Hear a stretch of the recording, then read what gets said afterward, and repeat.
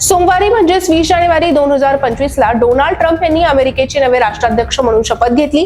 त्यानंतर गेल्या एका दिवसामध्ये अमेरिकेचे माजी राष्ट्राध्यक्ष जो बायडन यांच्या काळातले 78 निर्णय ट्रम्प यांनी फिरवले आहेत। ट्रम्प सरकारने सगळा कारभार पूर्णपणे ताब्यात येईपर्यंत फेडरल पातळीवरील प्रशासकीय अधिकारी नवे आदेश काढू शकणार नाही असे निर्देश दिलेत। अमेरिकेत जन्मल्यावर मिळणारं नागरिकत्व म्हणजेच बर्थराईट सिटिझनशिप रद्द करण्यापासून ते बेकायदेशीर स्थलांतर थांबवण्यापर्यंत अनेक निर्णय त्यांनी घेतलेले आहेत। ही बातमी आल्यानंतर अनेकांना बर्थराईट सिटिझनशिप म्हणजे नेमकं काय आणि आता या निर्णयाचा अमेरिकेतल्या भारतीयांवर नेमका काय परिणाम होणार असे प्रश्न पडले असतीलच। त्यांच्याच प्रश्नांची उत्तरं आपण जाणून घेऊयात या व्हिडिओच्या माध्यमातून। नमस्कार, मी यशलेशा आणि वन इंडिया मराठीमध्ये तुमचं स्वागत। अमेरिकेमध्ये येणाऱ्या स्थलांतरितांबद्दल ट्रम्प यांनी वेळोवेळी कठोर मतं व्यक्त केलीच होती। राष्ट्राध्यक्ष झाल्याबरोबर त्यांनी बॉर्डर एमर्जन्सी सुद्धा जाहीर केली। बर्थराईट सिटिझनशिपची व्याख्या बदलण्याचं धोरणही त्यांच्याशी संबंधित आहे। बर्थराईट सिटिझनशिपच्या व्याख्येबद्दलच्या एक्झिक्युटिव्ह ऑर्डर्सवर ट्रम्प यांनी सही केली आहे। या ऑर्डरचा पूर्ण तपशील अजून स्पष्ट झालेला नाहीये। अमेरिकेच्या घटनेच्या 14व्या घटना दुरुस्तीमध्ये यासाठी तरतूद आहे। यानुसार अमेरिकेमध्ये जन्माला आलेल्या सगळ्या व्यक्ती या अमेरिकेच्या नागरिक आहेत। 1865 मध्ये 13वी घटना दुरुस्ती करत गुलामगिरी बंद करण्यात आली होती। अमेरिकेतलं यादवी युद्ध संपल्यानंतर 1868 मध्ये 14वी घटना दुरुस्ती करण्यात आली। अमेरिकेमध्ये जन्माला आलेल्या आणि गुलामगिरीतून मुक्त झालेल्या व्यक्तींना याद्वारे नागरिकत्व मिळालं। त्यानंतर वॉंग किम आर्क विरुद्ध युनायटेड स्टेट्स या महत्त्वाच्या खटल्यामुळे स्थलांतरितांच्या मुलांनाही हा जन्माद्वारे नागरिकत्वाचा हक्क मिळाला।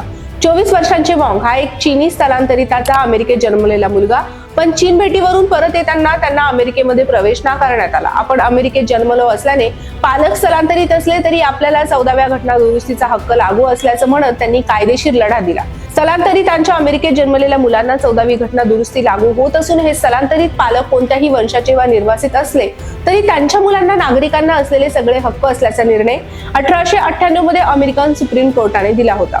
मूल अमेरिकेत जन्मलं तर त्याला नागरिकत्व मिळत असल्याने बेकायदेशीररित्या स्थलांतरित करणाऱ्यांसाठी हे एक आकर्षण ठरलं।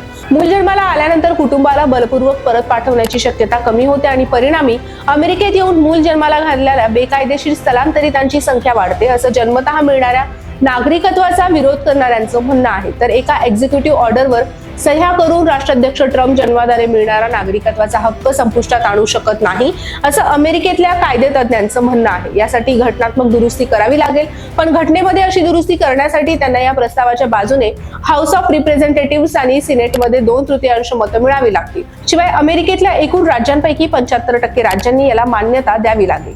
प्यू रिसर्चच्या माहितीनुसार 2016 साली अमेरिकेमध्ये बेकायदेशीर स्थलांतरित पालकांच्या अनधिकृतरित्या स्थलांतरित पालकांच्या 2,50,000 बाळांचा जन्म झाला होता।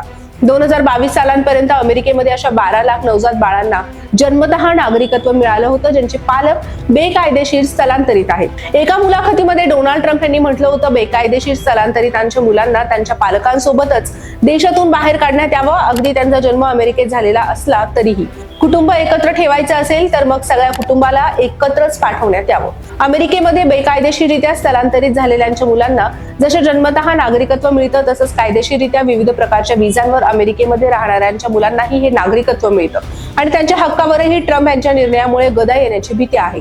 2022 पर्यंत अमेरिकेमध्ये एकूण 48 लाख भारतीय होते। अमेरिकन सेन्सस ब्युरोच्या आकडेवारीनुसार अमेरिकेच्या एकूण लोकसंख्येच्या तुलनेमध्ये हे प्रमाण 20% आहे। यापैकी 66% स्थलांतरित होते तर 34% अमेरिकेत जन्मलेले होते। जर बर्थराईट सिटिझनशिप मध्ये हे बदल लागू झाले तर अमेरिकेत ग्रीन कार्ड वा H-1B व्हिसावर असलेल्या व्यक्तींच्या मुलांच्या नागरिकत्वाबद्दल प्रश्नचिन्ह निर्माण होईल, कारण त्यांना जन्मतः आपोआप नागरिकत्व मिळणार नाही। मुलांना नागरिकत्व मिळणार की नाही हे पालकांच्या व्हिसावर अवलंबून असेल। तर भारतीयांसाठी आणि एकूणच इतर देशातून अमेरिकेमध्ये शिक्षण नोकरीसाठी जाणाऱ्यांसाठीच्या संधीवर अमेरिकेतल्या वास्तव्याबद्दलच्या भविष्यावर याचा परिणाम होणार आहे। बाळांना जन्मतः नागरिकत्व देणारा अमेरिकेतील हा एकमेव देश नाही।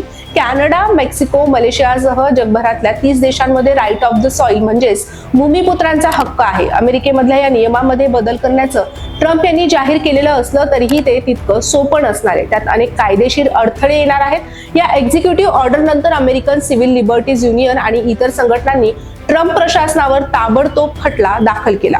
US जनगणनेनुसार 4.8 दशलक्षाहून अधिक भारतीय अमेरिकन लोक US मध्ये राहतात। यामध्ये एक लक्षणीय प्रमाण US मध्ये जन्म घेतलेल्यांचं सर्वाधिक आहे। जन्म हक्काच्या आधारे अमेरिकन नागरिकत्व धारण केलेलं आहे। कार्यकारी आदेशामध्ये नमूद केल्याप्रमाणे धोरण बदलल्यास तात्पुरत्या कामाच्या व्हिसावर किंवा ग्रीन कार्डची वाट पाहणाऱ्या भारतीय नागरिकांमध्ये भीती निर्माण झाली आहे। US मधील भारतीय स्थलांतरितांमध्ये जन्मलेल्या लाखो मुलांवर परिणाम नक्कीच होणार आहे। अनेक भारतीय पालकांसाठी विशेषतः H-1B व्हिसावर काम करणाऱ्यांसाठी US मध्ये मुलाचा जन्म US सुरक्षित करण्यासाठी एक स्वयंचलित मार्ग आहे। त्यांच्या मुलांसाठी आता नागरिकत्व, जन्मसिद्ध नागरिकत्वाशिवाय या मुलांना एकतर स्वतः नैसर्गिकीकरण या प्रक्रियेतून जावं लागेल किंवा कायदेशीर स्थितीमध्ये अनिश्चिततेचा सामना करावा लागेल। भारतीय अमेरिकन लोकसंख्येचा एक महत्त्वपूर्ण भाग अमेरिकेमध्ये अडकलाय। ग्रीन कार्डचा अनुशेष लोकांना अनेक कायमस्वरूपी निवासस्थानं मिळण्यासाठी अनेक दशकांची प्रतीक्षा आहे। सध्या H-1B किंवा इतर तात्पुरत्या व्हिसावर भारतीय नागरिकांमध्ये जन्मलेली मुलं आपोआपच US व्हिसा मिळवतात। नागरिकत्व जे त्यांना प्रौढ झाल्यावर अधिक सरळ कायदेशीर पर्याय प्रदान करतं। तथापि हे धोरण रद्द केल्याने भारतीय नागरिकांच्या पोटी जन्मलेली मुले जटिल प्रक्रियेला सामोरं जाणार आहेत। यामुळे अधिक कुटुंब विभक्त होण्याची शक्यता आहे, कारण पालकांना अधिक क्लिष्ट आणि दीर्घ काळापर्यंत इमिग्रेशन प्रक्रिया नेव्हिगेट करण्याची आवश्यकता असू शकते। US मध्ये जन्मलेले मुलं 21 वर्षांची झाल्यानंतर त्यांच्या पालकांच्या इमिग्रेशनसाठी याचिका करू शकतात। जन्म हक्क नागरिकत्व काढून टाकल्याने भारतीय पालकांना जन्मलेल्या अनेक मुलांना अखेरीस विद्यमान US अंतर्गत त्यांच्या कुटुंबांना पुन्हा एकत्र करण्यामध्ये मदत होण्यापासून रोखलं जाईल। यामुळे कार्यकारी आदेशामुळे आणखी आव्हानं निर्माण होऊ शकतात। मंडळी, तुम्हाला हा व्हिडिओ कसा वाटला ते आम्हाला कमेंट सेक्शन मध्ये नक्की कळवा आणि अशाच व्हिडिओसाठी आमच्या चॅनलला आता सबस्क्राईब करा।